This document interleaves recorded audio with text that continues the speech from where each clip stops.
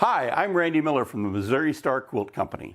Today, we are excited to show you a brand new product, quilt tape. Now, this is all about threadless quilting. You know, Jenny does a lot of wonderful things, but you don't need all the fancy rotary cutters. You don't need them for this. You don't need a sewing machine. You just need some of our Missouri Star quilt tape that comes in lots of different colors.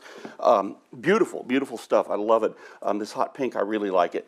I can show you the quilt that we're going to be working on today. This is our Happy Blocks. Love it. Here's the backing. It's beautiful, beautiful. The way the quilt tape comes together. You'll never know you're not using any thread whatsoever. Let me show you just quickly how you put one block together. Again, it might be helpful to have a drill, a pair of electrical lineman's pliers, and a good pair of scissors. That's all you really need.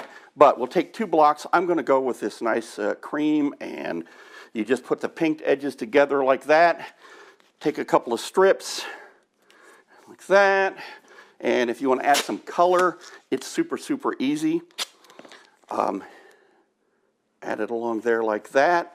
Once your block is done, you gently pull it up. This will not leave residue on your quilting mat, so no problem there. You can iron this later. Again, you won't hurt your iron. Now, you might want to know, how do I finish off this so it looks like a nice machine edge? You simply turn it to the back.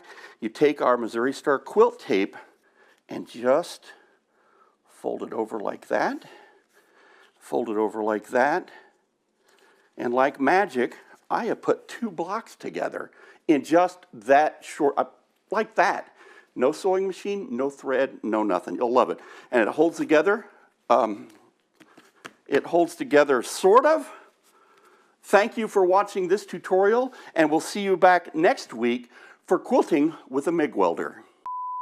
April Fools from the film team and your friends at the Missouri Star Quilt Company.